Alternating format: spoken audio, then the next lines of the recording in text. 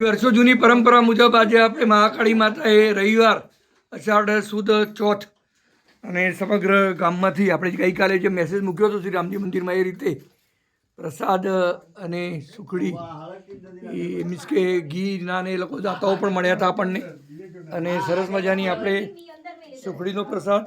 ટોઠાની અંદર પણ 3 પ્રકારના, એમાં ઘઉં, મકાઈ અને ચણા, આ રીતે આપણે વર્ષોથી જે અળિયાનો ટૂચકો છે, આપણે વરસાદ પડી ગયા પછી જે લીલોતરી જે થાય એના અનુસંધાને એની અંદર કોઈ ઝેરી તત્વ હોય તો એ ઝેરી તત્વ પશુઓના ખાવામાં ના જાય એ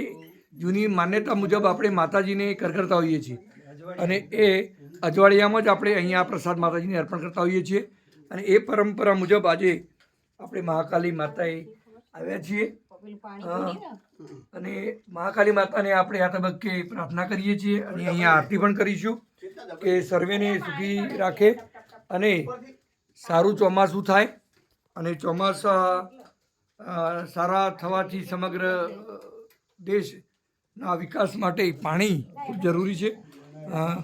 અને અહીંયા જે આપણે આ અરવલ્લીની ગિરિકંદરાઓમાં જે જગ્યાએ આ માતાજી બિરાજમાન છે એ હું આપને થોડી ઝાંખી કરાવું તો ખૂબ જ સુંદર મજાનું આખું આ દ્રશ્ય છે અને વરસાદ પડ્યા પછી અહીંયા આપણે ક્યાંય માથેરાન કે લોનાવાલા કે ક્યાંય જવાની જરૂર લાગતી નથી અને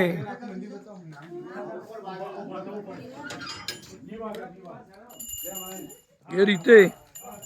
આખું આ મંદિર છે આપણું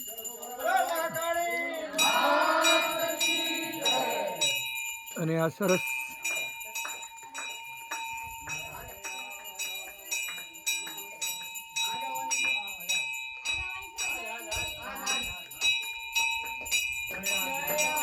જય શક્તિ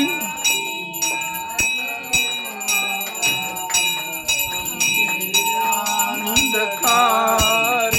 માતા આનંદકારી મેં